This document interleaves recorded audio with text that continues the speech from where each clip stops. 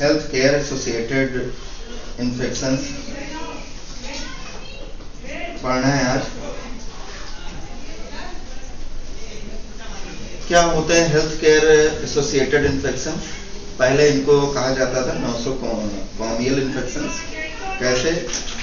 Greek word था nosos meaning disease and comial meaning the take care of.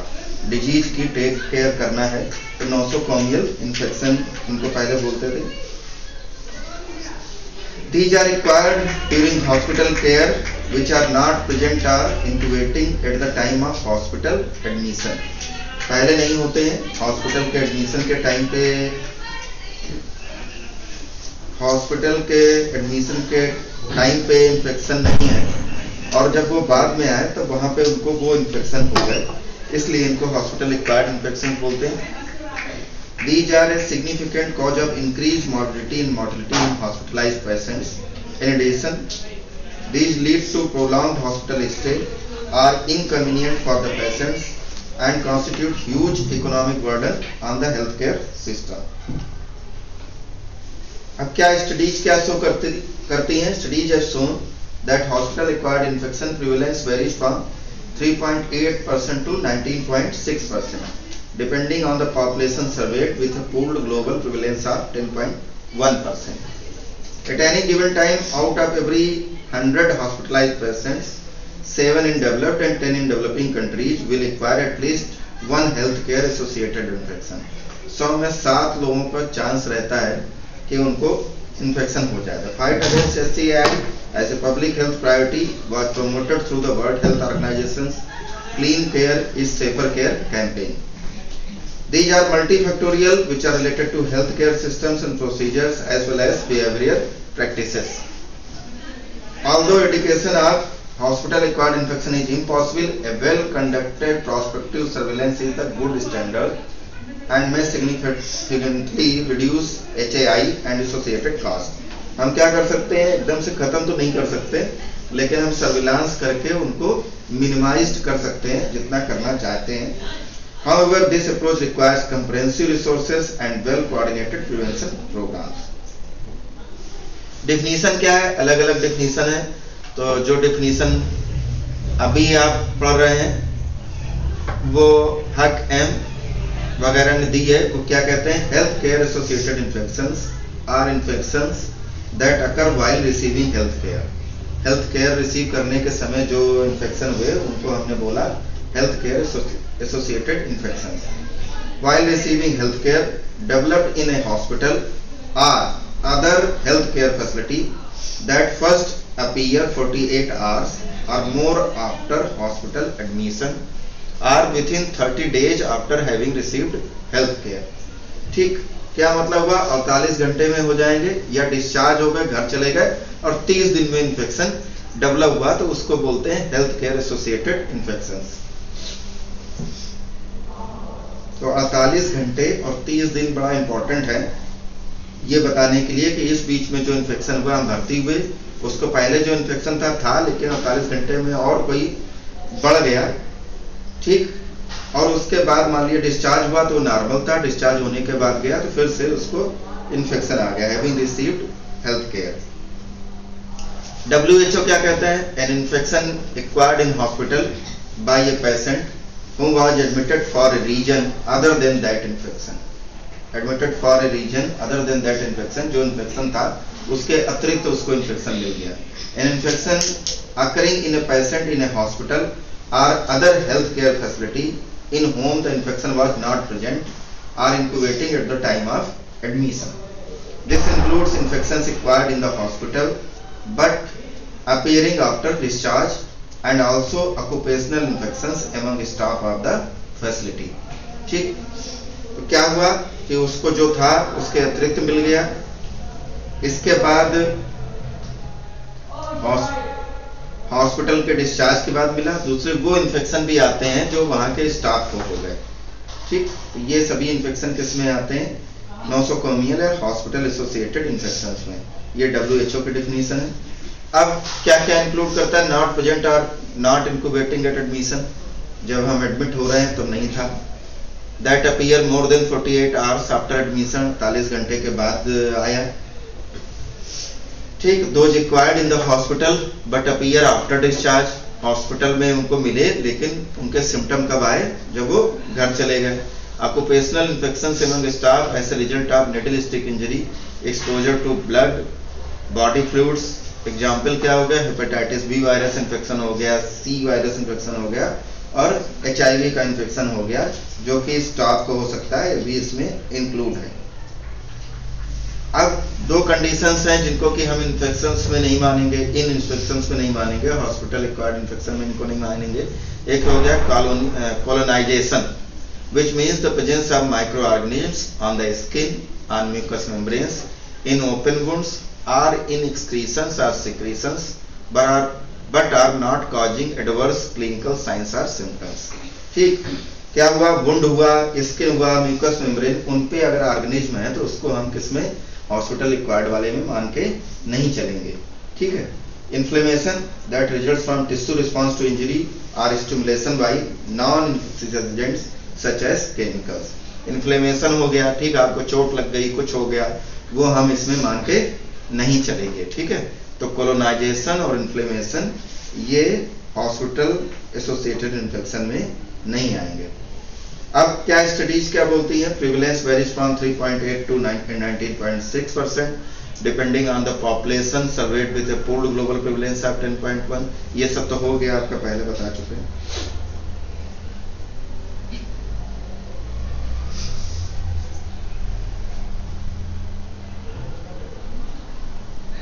अब 20th 21st century में इनका क्या इंपॉर्टेंस है। The present era of health care associated infections started with the centre for disease control and prevention in the USA। It started the national nosocomial infection surveillance system in 1950s and the SCNSI project in 1974 में। आज से कितने साल पहले वो लोग इस पे काम चालू कर चुके हैं, ये पता लगता है कि जब से हॉस्पिटल्स बने हैं तभी से काम हो रहा है। It was observed that 1/3 of healthcare associated infections were preventable through effective infection control. Many guidelines were produced by Healthcare Infection Control Practitioners Advisory Committee. In India, average incidence 10 to 30%, but may be still higher in ICU.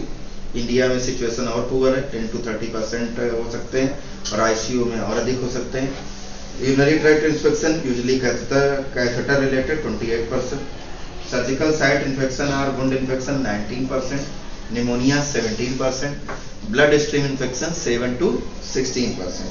ये India में statics है, तो हम लोगों को और काम करने की जरूरत है इस बारे में।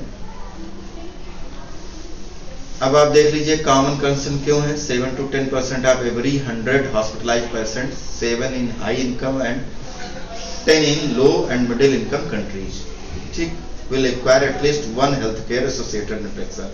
100 में 7 या 100 में 10 लोगों को तो एक ना एक इन्फेक्शन पकड़ेगा ही। ठीक, फिर क्या हो गया, 7 to 10 हो गया, फिर 1 in 4 हो गया। A quarter of healthcare associated infections in long term acute care settings are caused by antibiotic resistant bacteria। फिर 1 in 3 क्या हो गया, ये WHO के डाटा हैं। 1 in 3, a third are patients in intensive care units in high income countries are affected by at least one healthcare associated। ICU में भर्ती होंगे तो 3 में से क्या हो गया, एक मरीज को होने का चांस है। तो अगर आप ऐसे देखें इन डाटा से तो लग रहा है बहुत खतरनाक चीज। ठीक है, इसका क्या मतलब है, हम पे इस पे और कंसर्न देना है और इनको बचाने के लिए हम क्या क्या कर सकते हैं। 7 to 10% हो गया डेवलपिंग कंट्रीज में, 1 in 4 long term acute settings में हो गया, एंटीबायोटिक रेजिस्टेंस में, और ICU में 1 in 3।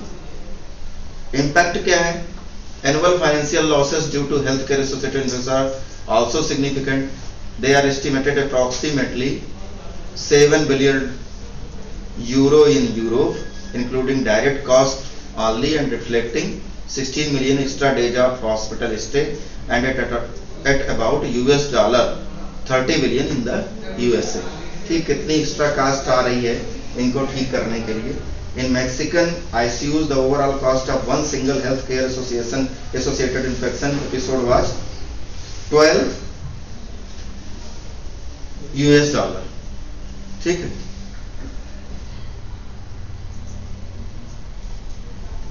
$12,155 US. In Mexican ICUs of in estimates for catheter related blood stream several ICUs in Argentina, the overall extra cost infection and healthcare associated pneumonia averaged $4,888 and $2,255 per case respectively. ठीक. Antibiotic resistant infection due to superbugs are on the rise. One superbug called MRSA, affecting over 1 lakh patients a year, caused the death of more than 18,600 patients in 2010. 2010 में कितने मरीजों की death कर दी उसने? 18,600 से ऊपर. The number of supersedes the death rate for breast cancer, AIDS and SARS combined. This number supersedes the death rate for breast cancer, AIDS और SARS के द्वारा इकट्ठी सभी की डेथ मिला देंगे, उससे ऊपर भी वो नंबर बढ़ गया. प्रोलॉन्ग्ड हॉस्पिटल स्टे देखिए, एक्स्ट्रा डेज कितने लगे? यूटीआई में 6 दिन अधिक लगेंगे, निमोनिया में 12 दिन अधिक लग सकते हैं, सर्जिकल साइट इन्फेक्शन में 7 दिन अधिक लग सकते हैं और ब्लड बॉर्न इन्फेक्शन में 14 दिन अधिक लग सकते हैं. ठीक, अगर ये नोसोकोमियल इन्फेक्शन हो गया तो इतना. रिस्क फैक्टर्स क्या क्या है? Admission as an emergency and to the intensive care unit, hospital stay longer than 7 days, placement of a central venous catheter, indwelling urinary catheter or an endotracheal tube undergoing surgery. ठीक, patients on immunosuppressants, neutropenia, a rapidly or ultimately fatal disease and impaired functional or coma status. ये risk factor है कि ICU में भर्ती है, 7 दिन से अधिक भर्ती है. ठीक है, अगर उसको सेंट्रल वीनस कैथेटर लगा दिया या लगा दिया हमने यूरिनरी कैथेटर लगा दिया, एंडोट्रेकियल ट्यूब डाल दी, या कोई सर्जरी हो रही है, ठीक है, या इम्यूनोसप्रेसेंट्स हैं पे चल रहा है, ठीक है, या उसमें क्या है, न्यूट्रोपेनिया में क्या हो गया, ठीक है, न्यूट्रोफिल्स कम हो गए. ठीक है, तो ये सभी रिस्क फैक्टर हैं कि ऐसे मरीजों में क्या होगा, इनका चांस बढ़ जाएगा. और ऐसे स्थान जहाँ पे लिमिटेड रिसोर्सेज हैं वहां पे होने का चांस बढ़ जाएगा. तो ऐसी कौन कौन सी चीजें हो गई? Inadequate environmental hygienic conditions and waste disposal, proper waste disposal नहीं हो रहा है, पुअर इंफ्रास्ट्रक्चर हो गया, इनसफिशिएंट इक्विपमेंट अंडरस्टैंडिंग, ठीक, इन इक्विपमेंट अंडर स्टॉकिंग, ठीक है, ओवर क्राउडिंग है, poor knowledge and application of basic infection control measures, gloves नहीं यूज कर रहे हैं, मास्क नहीं यूज कर रहे हैं, ठीक है, इन्फेक्टेड आदमी से आके दूसरे पेशेंट को छू ले रहे हैं जाके. Lack of sophisticated procedures, lack of knowledge of injection and blood transfusion safety, ये भी नहीं पता है, absence of local and national guidelines and policies. ऐसी जगह भी ये इन्फेक्शन होने का चांस बढ़ जाएगा. ठीक, एपिडेमियोलॉजी 3 मेजर फैक्टर हैं जो कि डेवलप करते हैं, होस्ट फैक्टर, एजेंट फैक्टर और इन्वायरमेंटल फैक्टर्स. आप देखिए हेल्थ केयर एसोसिएटेड इन्फेक्शंस में, होस्ट फैक्टर्स में old age, debilitation, immunosuppression, procedures, diagnostic, therapy, care, rehabilitation, hospital setting, space, ventilation, cleanliness, micro and multi drug resistance, virulence factors. ठीक, 3 factors हो गए, host factor, agent factors और environmental factors. Host factors में क्या क्या हो गए? होस्ट फैक्टर क्या हो गया? होस्ट कौन है यहाँ पे? पेशेंट. तो पेशेंट क्या हो गया? पेशेंट कोमा में हो सकता है, पेशेंट में HIV इन्फेक्शन हो सकता है, पेशेंट में कैंसर हो सकता है, पेशेंट में डायबिटीज मेलाइटिस हो गया, पेशेंट सीवियर माल न्यूट्रिटेड है, ठीक है, सर्कुलेटरी इंपेयरमेंट है, ओपन वुंड है, ठीक है, ब्रांकोपल्मोनरी डिजीज है, उसको एडवांस एज या प्रीमेच्योर बर्थ का मरीज है, सीवियर बर्न्स है, सर्टेन स्किन डिजीजेज हैं, क्रोनिक ऑब्स्ट्रक्टिव पल्मोनरी डिजीज है और इम्यूनोडेफिशिएंसी है ड्यू टू ड्रग और इरेडिएशन. इतने सब कारण अगर किसी होस्ट में होंगे, किसी मरीज में होंगे, तो मान के चलिए उसमें नंबर ऑफ परसेंटेज इन्फेक्शन होने का बढ़ जाएगा. ठीक, एजेंट फैक्टर्स में क्या क्या हो गया? इन्फेक्शंस बी फ्रॉम एंडोजीनस और एक्सोजीनस सोर्सेस. ठीक, एंडोजीनस एक्सोजीनस 2 तरीके के सोर्स होते हैं. एंडोजीनस सोर्सेस क्या हो गए? Are body sites such as the skin, nose, mouth, gastrointestinal tract or vagina that are normally inhabited by microorganisms. ठीक, यहाँ पे माइक्रोऑर्गेनिज्म नॉर्मली रहता है, तो ये इंडोजिनस सोर्सेस हो गए. एक्सोजिनस सोर्सेस क्या हो गए? Those external to the patient such as patient care, personal visitors, patient care equipments, medical devices or the health care environment. ठीक,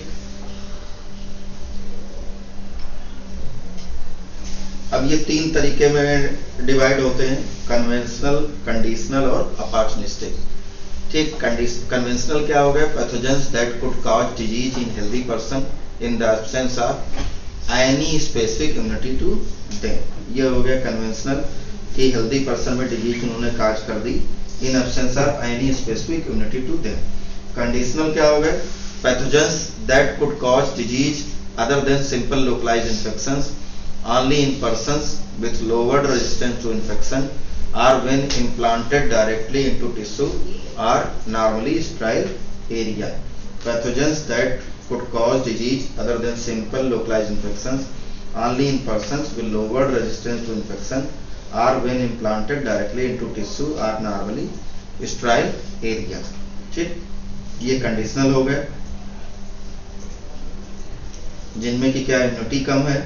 ठीक, अपॉर्चुनिस्टिक क्या हो गया? Pathogens that could cause severe disease only in patient with greatly diminished resistance to infection. ठीक, opportunistic infection उनमें हो गए जिनमें की इम्यूनिटी बहुत कम हो गई. तो जो भी इम्यूनिटी कंप्रोमाइज्ड वाले लोग होते हैं उसमें देखा होगा आपने फंगल इन्फेक्शन बहुत जल्दी हो जाता है क्योंकि उनमें इम्यूनिटी कम होती है. ये ऐसे इन्फेक्शन को बोलते हैं अपॉर्चुनिस्टिक इन्फेक्शन. तो तीन हो गए, कन्वेंशनल, कंडीशनल, अपॉर्चुनिस्टिक.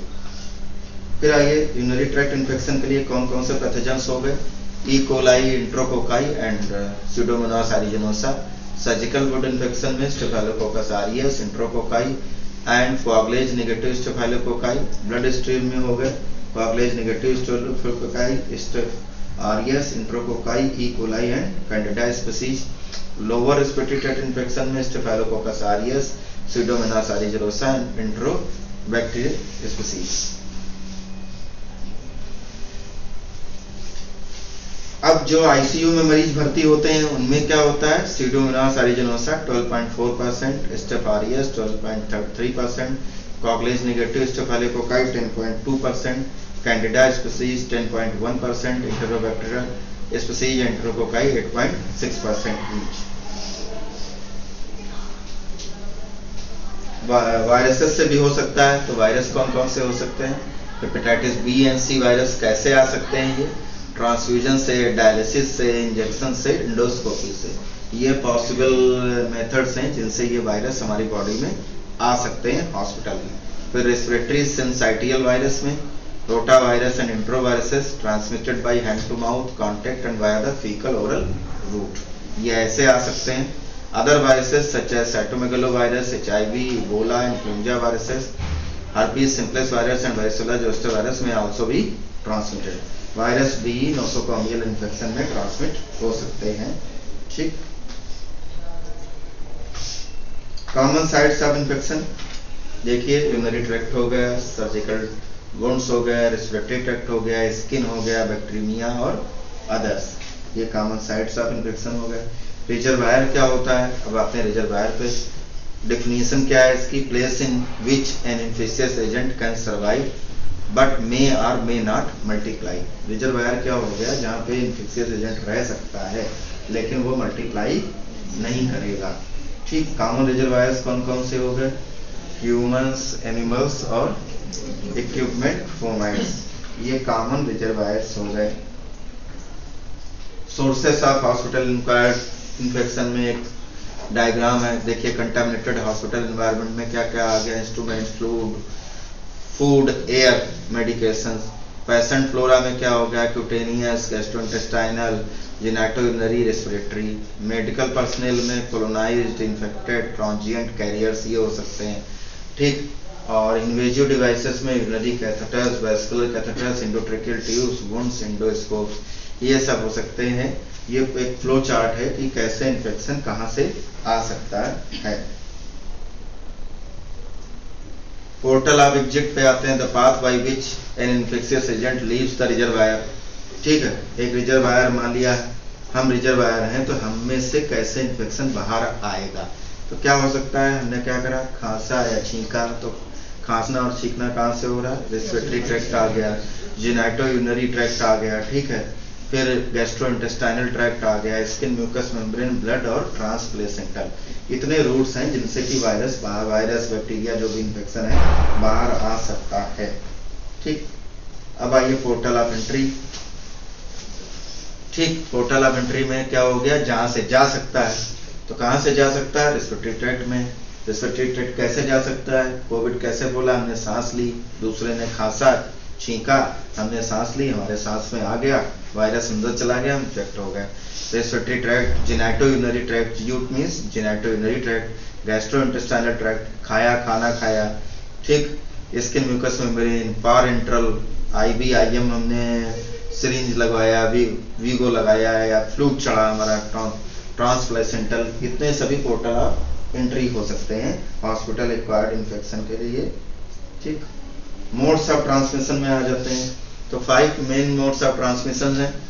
ठीक, कौन कौन से हो गए, कॉन्टेक्ट, फिर vector borne, airborne, droplet, common vehicle. 5 तरीके से contact, vector borne, airborne, droplet, common vehicle, ये 5 तरीके के हो गए। कॉन्टेक्ट ट्रांसमिशन में क्या हो गया, direct contact, person to person spread, actual physical contact. Indirect contact, contact with contaminated intermediate object. Person to person spread हो गया, ठीक, हम अपने हाथ में इंफेक्शन लेके आए, हमने मरीज के हाथ को छू लिया, उसकी पल्स देखने के लिए छू लिया, उसको एग्जामिनेशन करने के छू लिया, उसकी बॉडी से इंफेक्शन हमने दे दिया, एक्चुअल फिजिकल कॉन्टेक्ट हो गया। Indirect contact, contact with contaminated intermediate object, ठीक, उसने क्या किया, स्टेथो लगाया, ठीक, थर्मामीटर लगाया, ठीक, या सिरिंज यूज की, वो इन्फेक्टेड थी, तो वो कैसे आ गया, इनडायरेक्ट में आ गया। वेक्टर बॉर्न ट्रांसमिशन क्या होता है, वेक्टर्स किसको बोलते हैं, vectors are small organism such as mosquitoes और ticks that can carry pathogens from person to person and place to place. Diseases like malaria, dengue, lymphatic filariasis, kala jar, Japanese encephalitis and chikungunya are widely prevalent in India and can be transmitted in poor hospital settings. ठीक, तो vector borne diseases कौन सी हैं, dengue, malaria, ठीक, ये सब vector borne disease हैं। Airborne transmission क्या होगा, droplet nuclei, dust particles or skin containing micro organisms are transmitted to a susceptible host by currents, air currents. ठीक, फिर कॉमन व्हीकल ट्रांसमिशन क्या होगा, micro organisms are transmitted to susceptible host from common items. Common items क्या हो गए, food, water, medication, devices, equipment, ये common item हो गए, कॉमन व्हीकल ट्रांसमिशन हो गए।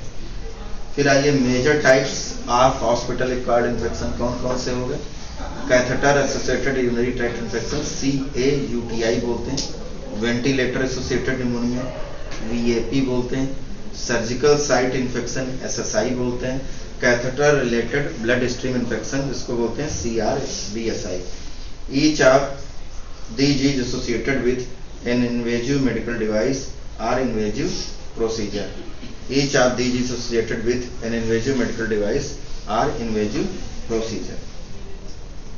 Urinary tract infections. Urinary tract infections are commonest, followed by SSI and pneumonia. UTIs account for more than 15% of infections reported by acute care hospitals. Virtually all healthcare associated UTIs are caused by instrumentation of the urinary tract. ठीक, UTI can lead to such complications such as cystitis. Cystitis means inflammation of bladder, pyelonephritis, gram-negative bacteremia, prostatitis, epididymitis, and architis in males, and less commonly endocarditis, vertebral osteomyelitis, septic arthritis, endophthalmitis, and meningitis in all patients. फिर surgical site infections में SSI, surgical site infections were the most common healthcare associated infection, accounting for 10 to 13% of all HIs among hospitalized patients, with a mortality rate of 3% and 75% of SSI associated deaths are directly attributable to the SSIs. ठीक,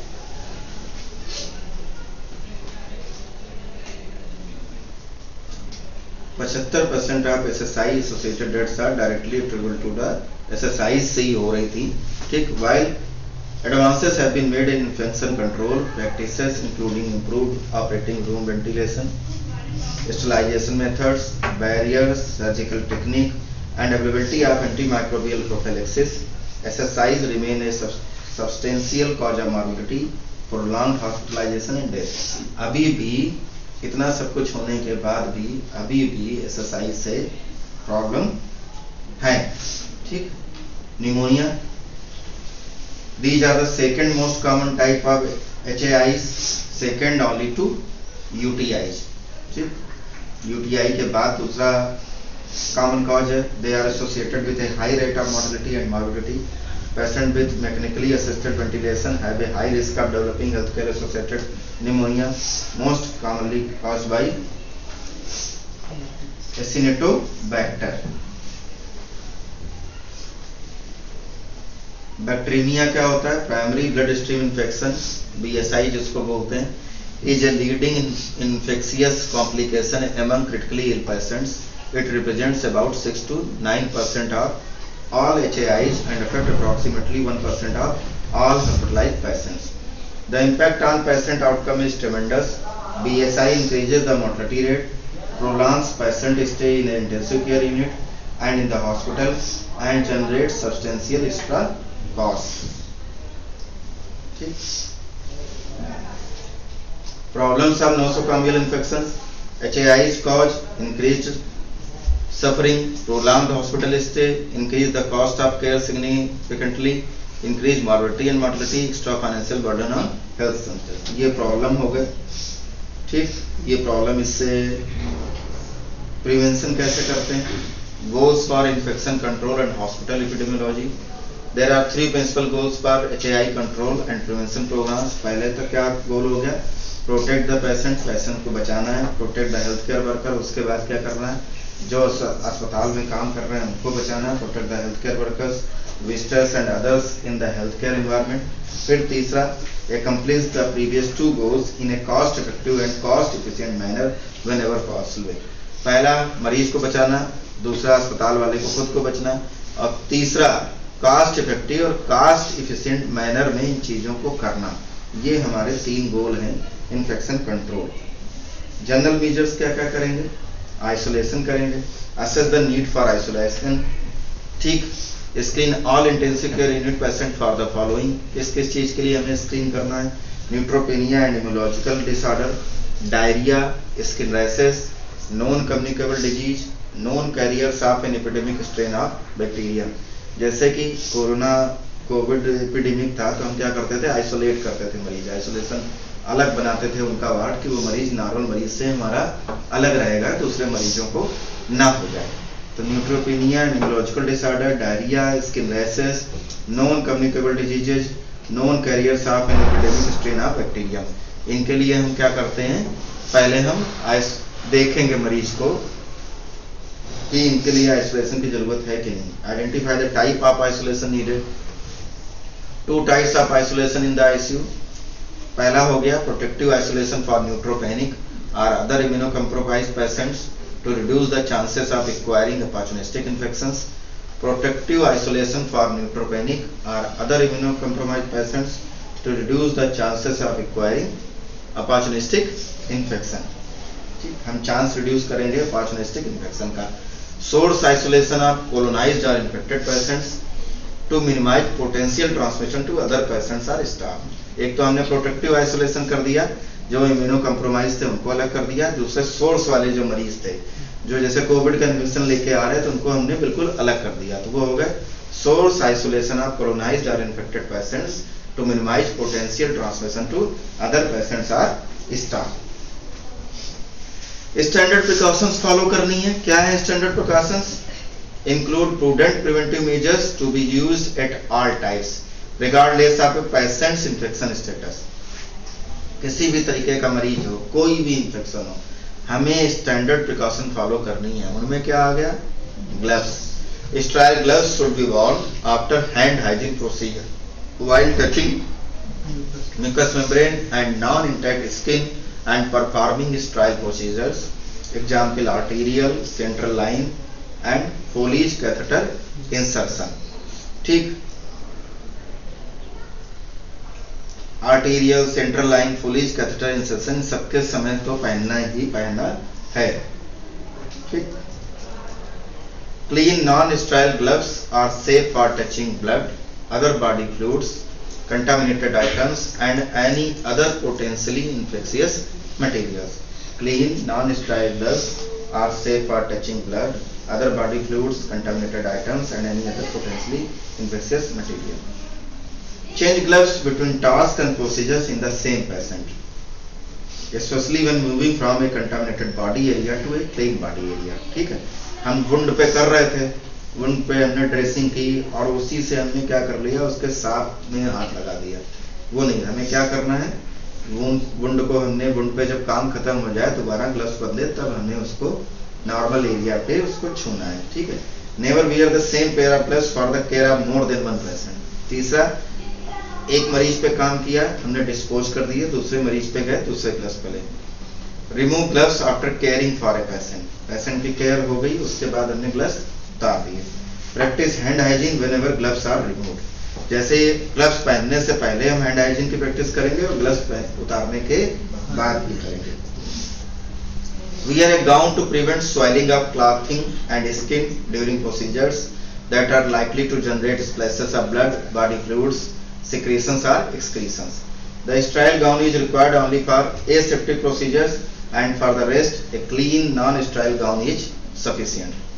Remove the soiled gown as soon as possible with care to avoid contamination.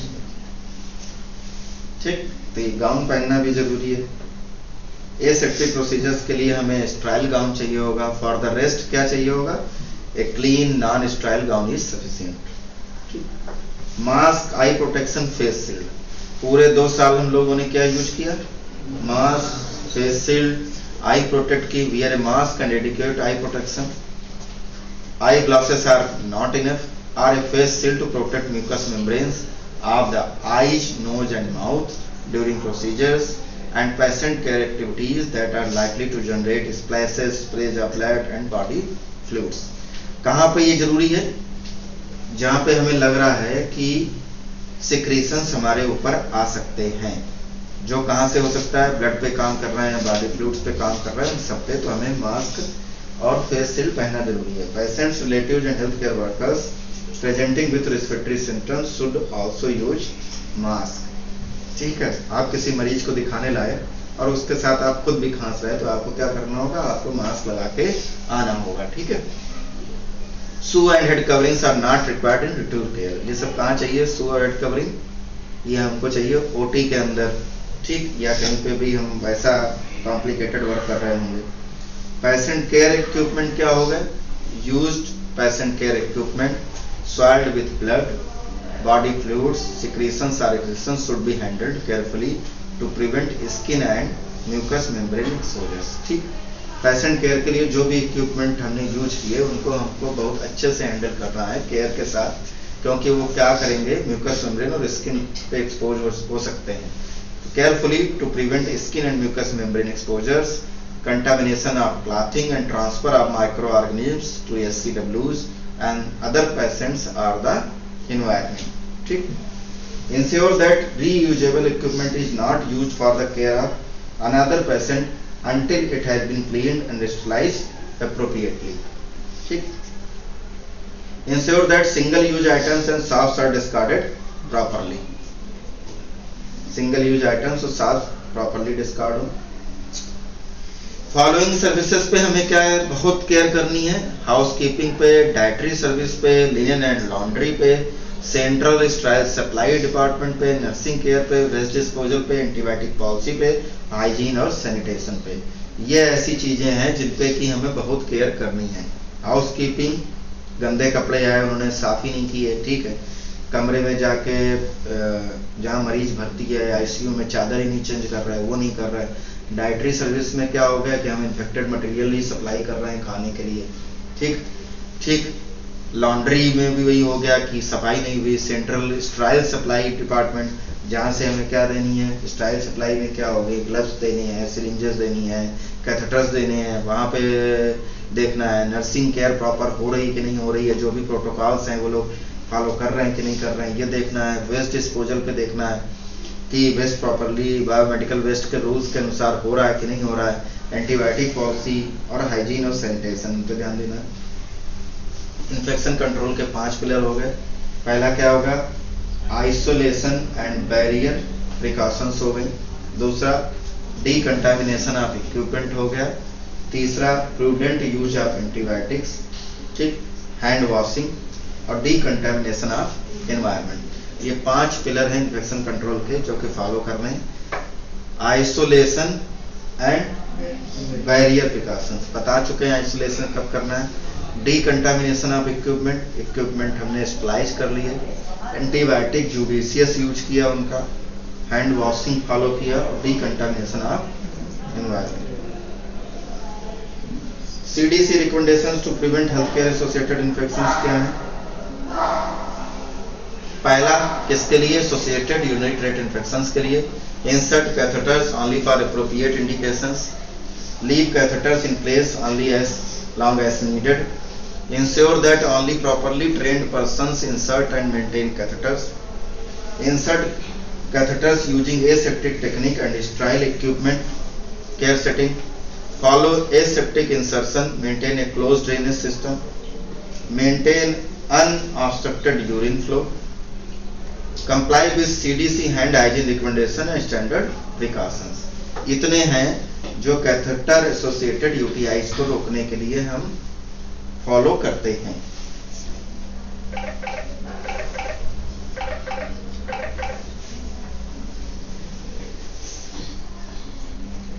Surgical site infection को रोकने के लिए क्या करते हैं, before surgery से पहले क्या करेंगे, administer antimicrobial prophylaxis in accordance with evidence based standards and guidelines.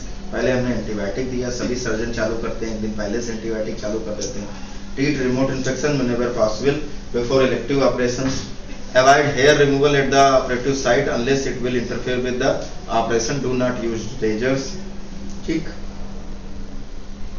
Use appropriate antiseptic agent and technique for skin preparation. Skin preparation के लिए appropriate antiseptic agent हमने use किया। During surgery क्या किया? Keep OR doors closed during surgery except as needed for passage of equipment, personnel and the patient। OR doors operation rooms का door ठीक बंद रखना है, कुछ ही सिचुएशन में खुलेगा। आफ्टर सर्जरी क्या करना है, maintain immediate post operative normothermia, protect primary closure incisions with sterile dressing, control blood glucose level during the immediate post operative period, ठीक। Discontinue antibiotics according to evidence based standards and guidelines. ये after surgery के बाद हमको follow करना है। Central line associated blood stream infection outside ICU, ICU के बाहर क्या होगा, रिमूव अननेसेसरी सेंट्रल लाइंस, ठीक। Follow proper insertion practices, comply with CDC hand hygiene recommendations, use appropriate agent for skin antisepsis, choose proper central line insertion sites, perform adequate hub access for disinfection, provide staff education on central line maintenance and insertion, ठीक। ये तो central line के लिए कर दिया। Clostridium difficult infections के लिए क्या करते हैं, contact precautions for duration of diarrhoea, comply with CDC hand hygiene recommendations, adequate cleaning and disinfection of equipment and environment, laboratory based alert system for immediate notification of positive test results, educate about Clostridium difficile infection, healthcare personnel, housekeeping, administration, patients, families, उस infection के बारे में हमें बताना है, ठीक। हमारा ऐसे इन्फेक्शन पहले बता चुके हैं, हमारा ऐसे इन्फेक्शन हुआ था, कितनी डेट्स हुई थी, तो उसके लिए क्या करते हैं, हैंड हाइजीन रिकमेंडेशन फॉलो करते हैं। Contact precautions for MRSA colonised and infected patients, तो कॉन्टैक्ट प्रिकॉशंस यूज करते हैं। Recognise previously MRSA colonised and infected patients, rapidly report MRSA lab results, provide MRSA education for health care providers, active surveillance testing, screening a patient to detect colonization even if no evidence of infection. Other novel strategies में क्या आ गया? Decolonization और chlorhexidine bathing कराएंगे. WHO response क्या है इन सब के बारे में? WHO patient safety is actively working towards establishing effective ways of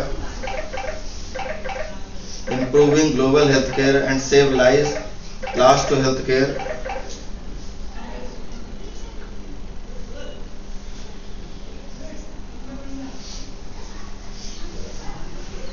Save lives, loss to healthcare associated infection. Within WHO patient safety, the Clean Care is Safer Care program is aimed at reducing healthcare associated infections globally and works in collaboration with other WHO programs and has placed improving hand hygiene practices at the core of achieving this.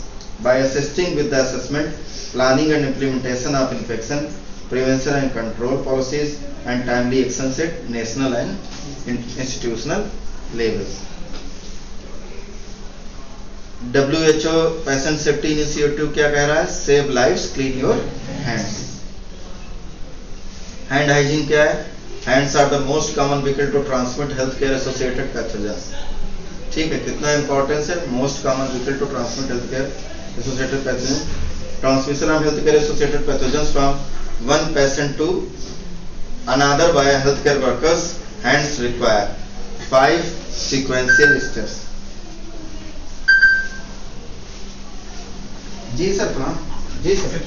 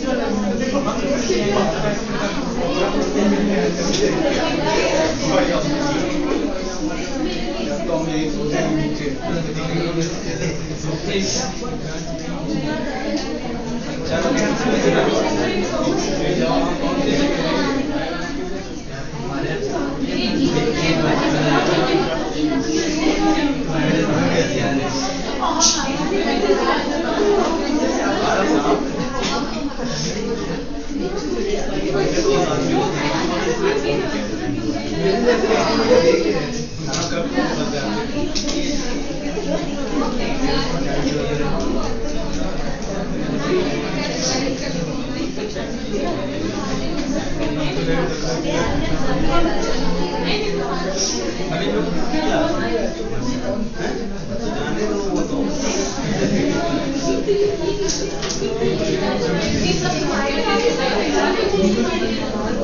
बैठिएगा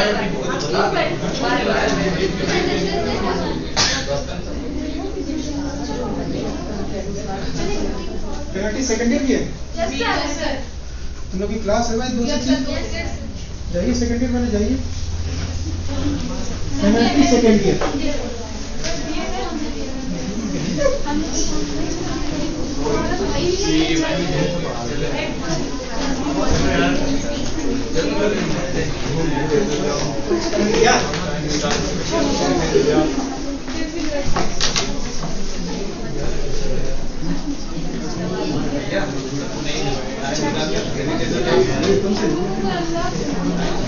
हमारे पास समय समय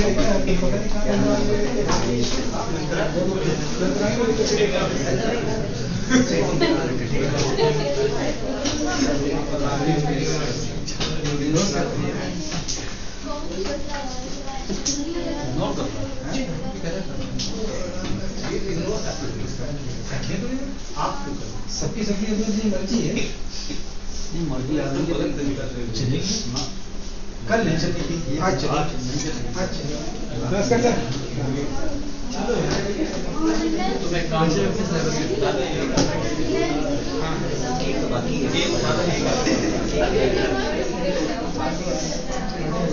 party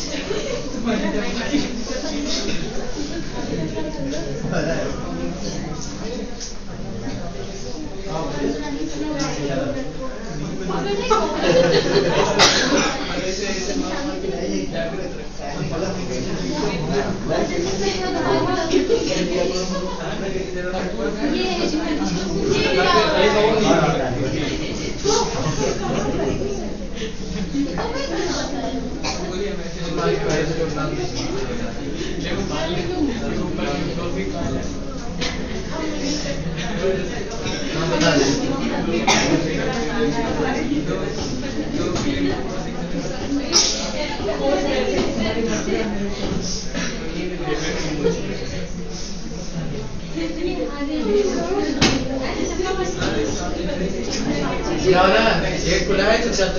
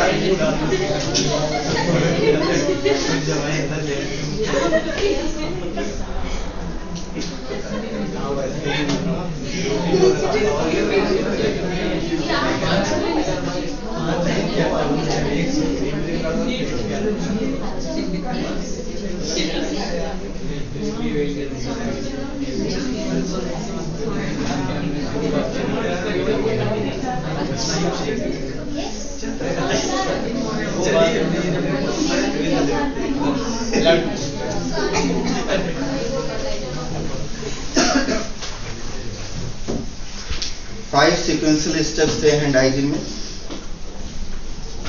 पहला क्या हो गया? Germs present on patient skin and immediate environment surfaces.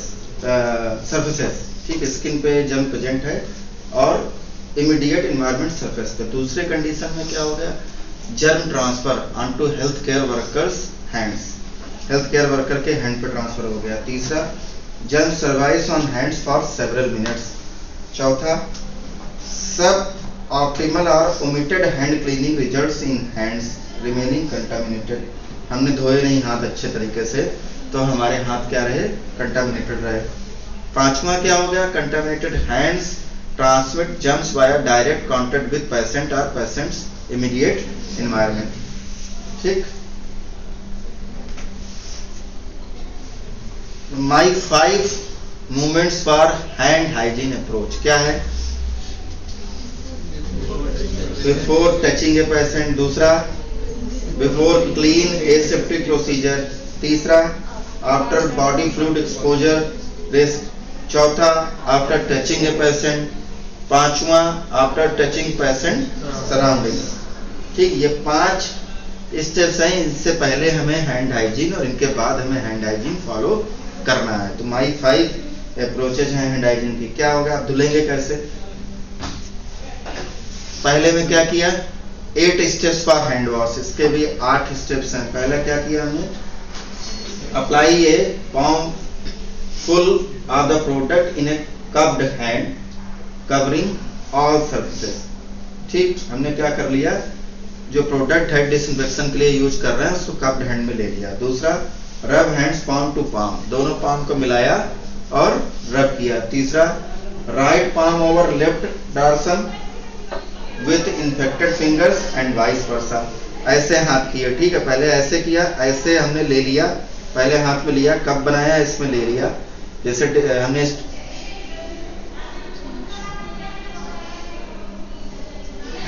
इस पे हमने ले लिया स्टरलाइज करने के लिए डिसइंफेक्टेंट ले लिया, कप्ड में ऐसे हाथ रखा, इसको ऐसे किया, फिर हमने ऐसे किया। ठीक है, ये हो गया right palm over left dorsum in interlace fingers and vice versa, ऐसे कर दिया।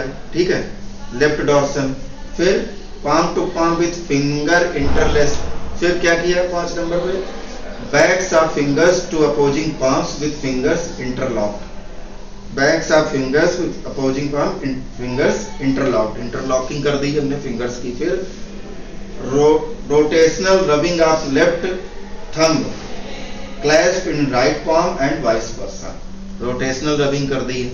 ठीक है, फिर rotational rubbing backwards and forwards with clasped fingers of right hand in left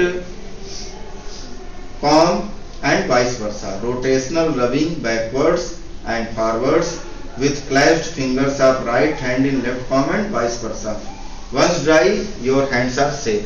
तो 8 स्टेप्स हैं। पहले स्टेप में क्या किया, हमने ले लिया डिसइंफेक्टेंट ले लिया। दूसरे स्टेप में हमने क्या किया, दोनों पाम को रखा, रब किया, rub hands palm to palm. तीसरे स्टेप में क्या किया, right palm over left dorsum, ये हमारा राइट पाम है, लेफ्ट डॉर्सम ऐसे रख दिया with interlaced fingers and vice versa, फिर ऐसे करके फिर ऐसे कर दिया। ठीक है, palm to palm with fingers interlaced, फिर ऐसे कर दिया हमने। फिर backs of fingers to opposing palms with fingers interlaced, ऐसे बना दिया, बस ऐसे कर दिया। फिर rotational rubbing of left thumb clasped in right palm and vice versa, left thumb पे किया, फिर ऐसे किया। फिर rotational rubbing backwards and forwards with clasped fingers of right hand in left palm and vice versa. उसके बाद हमने क्या कर दिया, ड्राई कर दिया। तो इस तरीके से कॉम्प्लिकेटेड प्रोसीजर है हैंड हाइजीन का। हम लोग क्या करते हैं, गए ऐसे पानी से धुल के चले आए। करना क्या है, to effectively reduce the growth of germs on hands, hand rubbing must be performed by following all of the restricted steps. Hand rubbing बहुत जरूरी है, ये नहीं कि ऐसे ऐसे करके हमने छोड़ दिया। This takes only 20 to 30 seconds.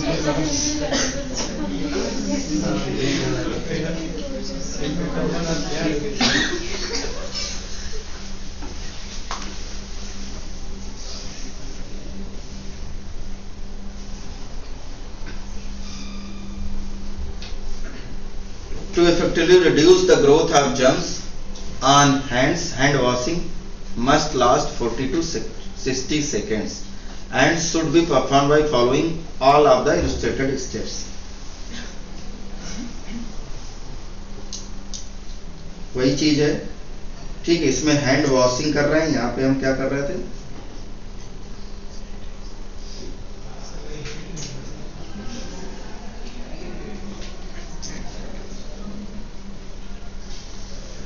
ये हैंड रबिंग है, यहाँ पे हम क्या कर रहे थे, हैंड वॉश है। सब स्टेप्स वही हैं। इसमें देखिए बेसिन बना हुआ है, ठीक है, सोप और उससे कर रहे हैं हम, ठीक है। वहां पे डिसइंफेक्शन से कर रहे थे हैंड रबिंग, यहाँ पे हम हैंड वॉशिंग कर रहे हैं, ठीक है।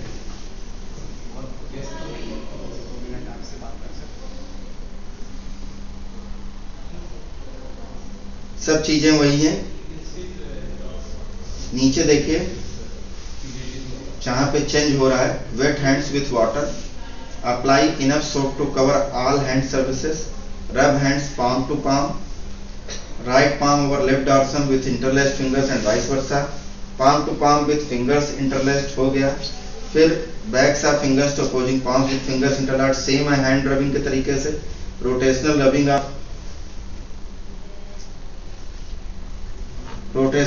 of left thumb clenched in right palm and vice versa, rotational rubbing backwards and forwards with clenched fingers of। उसके बाद क्या किया, rinse hands with water, हमने वाटर से हाथ धोए।